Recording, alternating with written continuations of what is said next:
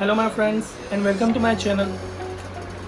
Microscope हर एक mobile technician की माइंड में जब भी hi fi repairing, iPhone repairing या चिप लेवल रिपेयरिंग का काम आता है तो सबसे पहले उसके माइंड में वही आता है कि माइक्रोस्कोप होना एक ज़रूरी चीज़ है।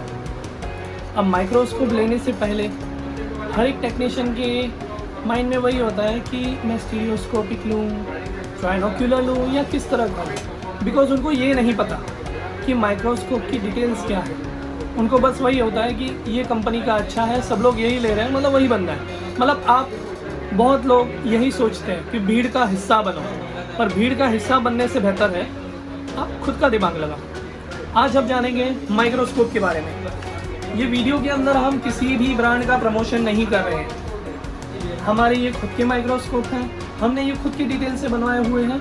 मैं उसी के थ्रू आपको बता देता हूँ कि किस तरह माइक्रोस्कोप एक चूज़ करना चाहिए। सबसे पहले हम जान लेते हैं माइक्रोस्कोप के बारे में। माइक्रोस्कोप के कौन कौन से पार्ट्स होते हैं। माइक्रोस्कोप कई तरह के आते हैं और मोबाइल रिपेयरिंग के लिए दो तरह के माइक्रोस्कोप यूज़ होते हैं।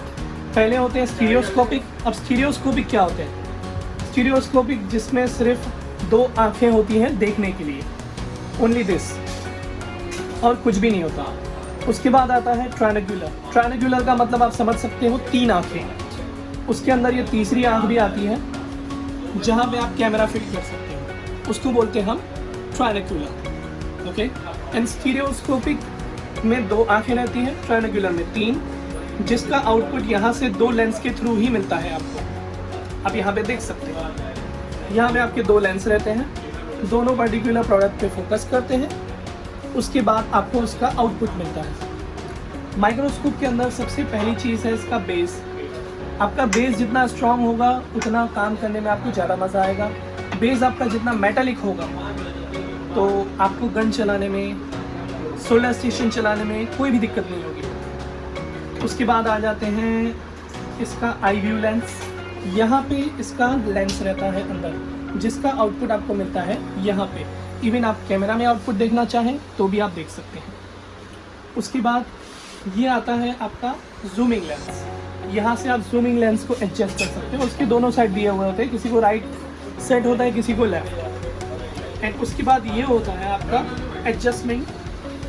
ठीक है, जूम करने के बाद आपको हर एक चीज़ को फोकस करने के लिए एडजस्ट करना पड़ता है, तो वो आप यहाँ से कर सकते हैं। एंड आते हैं यहाँ पे, ये आते हैं इसके आई पीसेस। इस आई पीस पे लिखा हुआ है 10x20, that means 200 time zoom कर सकते हो आप इसको। यहाँ पे भी वही लिखा हुआ है।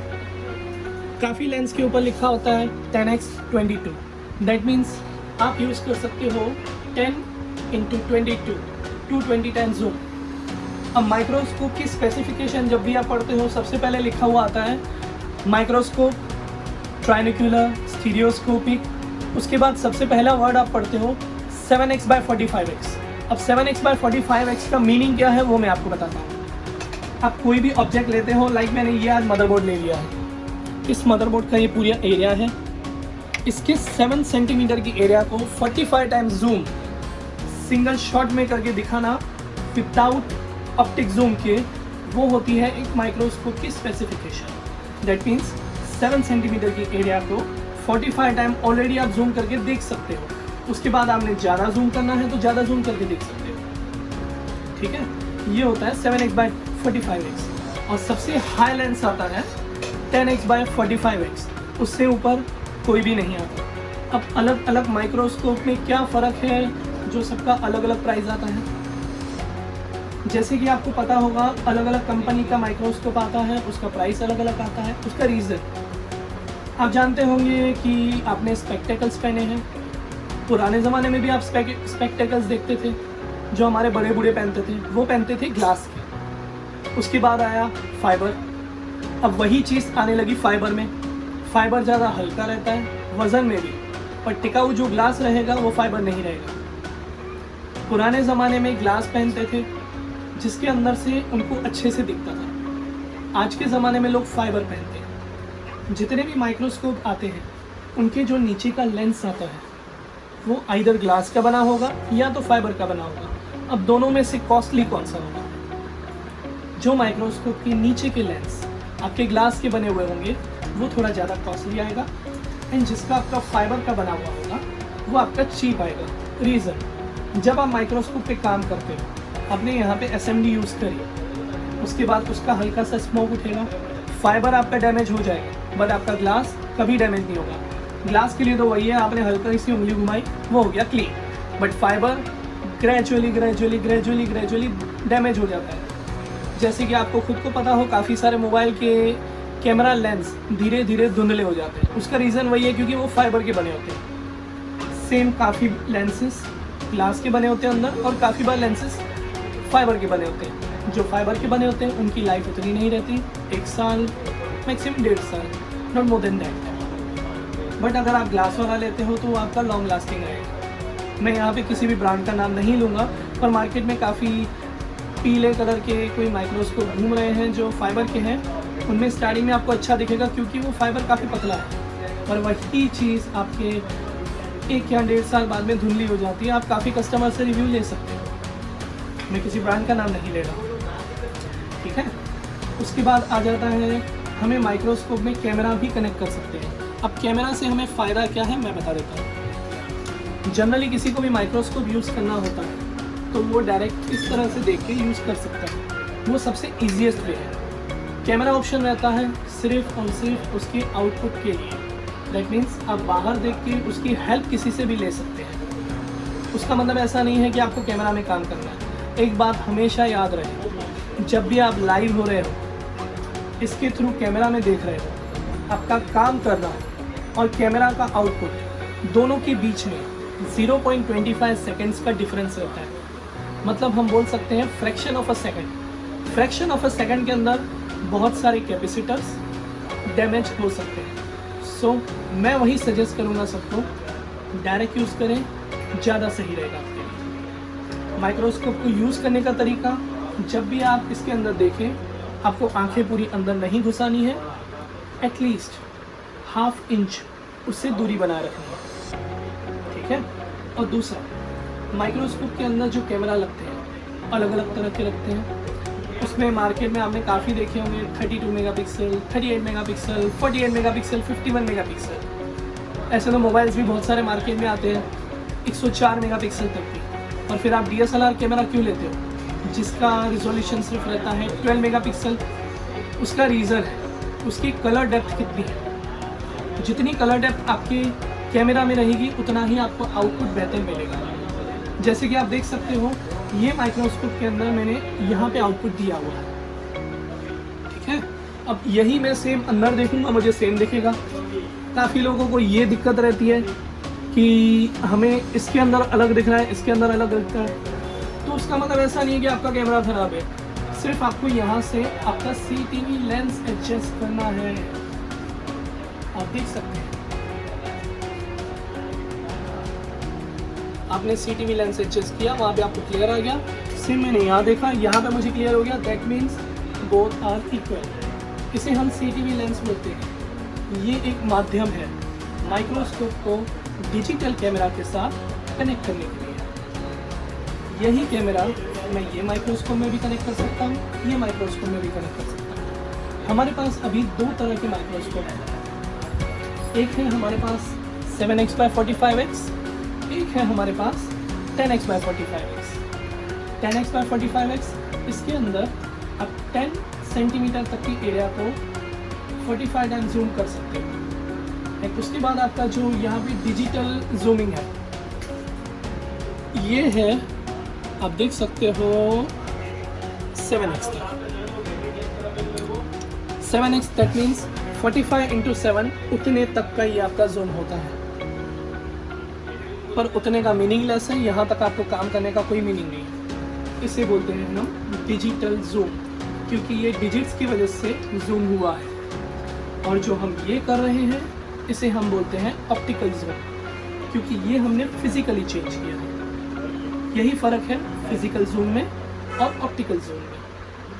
अब आप देख सकते हो, इसके अंदर आपको 10 सेंटीमीटर की एरिया पूरी आपको दिख रही है इस कैमरा के अंदर। दैट मीन्स आप एक साथ 10 सेंटीमीटर तक की एरिया में काम कर सकते हैं। अब यही हम कैमरा शिफ्ट करते हैं 7x/45x है, तो आपको पता चल जाएगा इसका एरिया कितना कम दिख रहा है।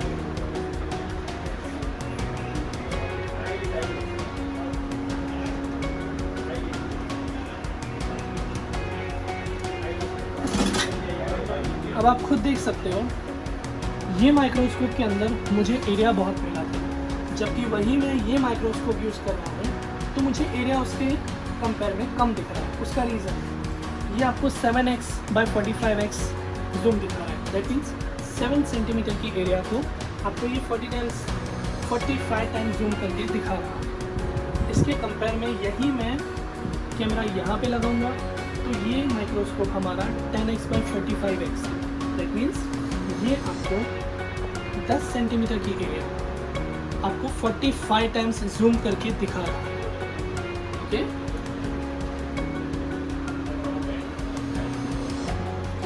जस्ट अभी मैं आपको सीधा कंपेयर करके दिखा देता हूँ तो आपको सीधा अंदाजा आ जाएगा।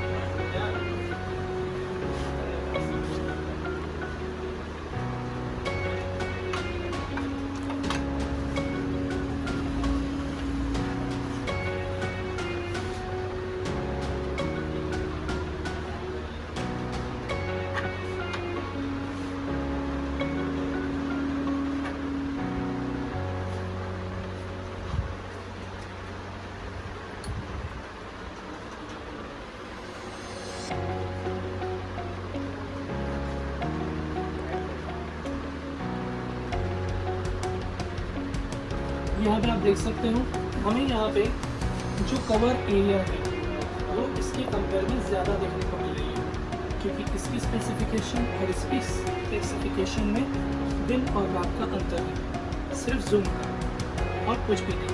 ये है 7x, ये है 10x। इससे ज़्यादा और ज़्यादा चीज़ है मैं बताता हूँ। अगर आप माइक्रोस्कोप कोई भी लेते हो, फिर मैंने चाहे 10x ले लिया, 7x ले लिया, उसकी स्टैंडर्ड हाइट जो हम बोलते हैं वर्किंग स्पेस आपको हमेशा मिलेगा यहाँ से यहाँ तक का 4 इंचेस। ये है हमारा वर्किंग स्पेस। ओके, फिर हम यहाँ देख लें या चाहे यहाँ देख लें, आपका ये जो मेन लेंस है यहाँ से आपको 4 इंच की ही हाइट मिलेगी।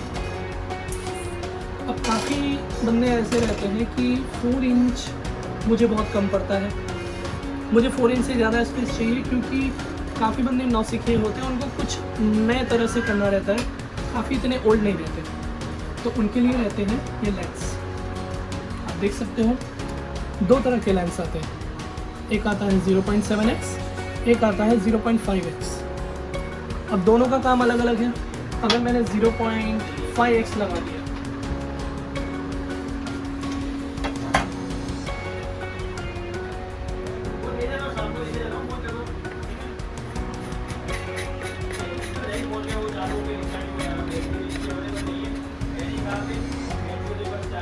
अब मैं यहाँ पे देखूँगा मुझे धुंधला सा दिखेगा, क्योंकि मैंने ऑलरेडी लेंस लगाया 0.5x। अभी इसके अंदर हमने 5x का लेंस लगाया है।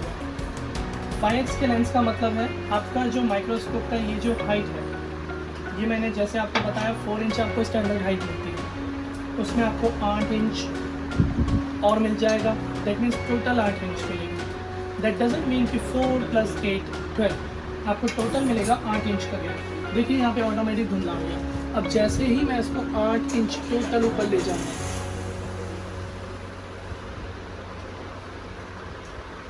ये होगा क्लियर। आप देख सकते हो 8 इंच लेंस की साइज, ये लेंस के साइज से 8 इंच एग्जैक्टली, ठीक है। इससे आपको वर्किंग स्पेस जो है बहुत ज़्यादा मिल जाएगा।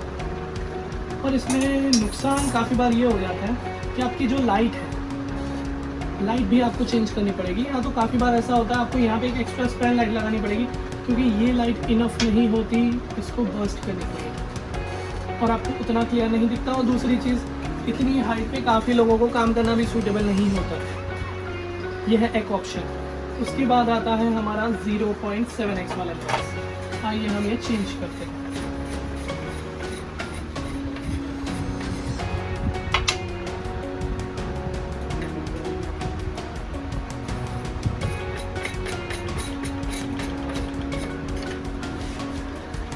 जीरो 0.7x लेंस लगाने के बाद आपके माइक्रोस्कोप की हाइट हो जाती है टोटल 6.5 इंचेस।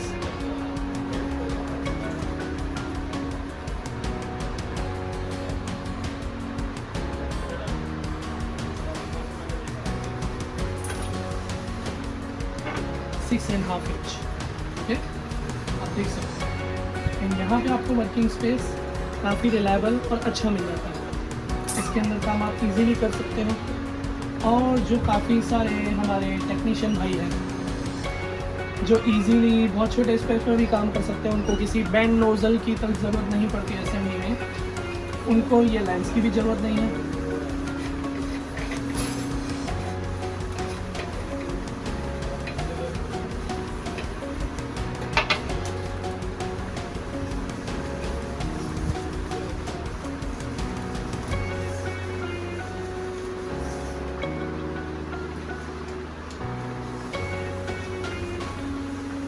उन्हें सिर्फ ज़रूरत पड़ती है ये प्रोटेक्टर की। प्रोटेक्टर आता है सिर्फ और सिर्फ एक तरह का ग्लास, नीचे का एरिया प्रोटेक्ट करने के लिए, और कुछ भी नहीं। हमारे जो भी माइक्रोस्कोप रहते हैं उसके साथ फिर आप ये लेते हो या ये लेते हो, उसके साथ आपको प्रोटेक्टर 100% फ्री आता है। इसके बाद आप लेंस लेते हो, लेंस अलग से चार्जेबल रहता है। और इसके रिगार्डिंग एनी क्वेरी आपको एनी टाइम आप मेरे चैनल पे क्वेश्चन डाल सकते हो, या तो आप पर्सनल मैसेज डाल सकते हो मेरे व्हाट्सएप पर। Thank you very much.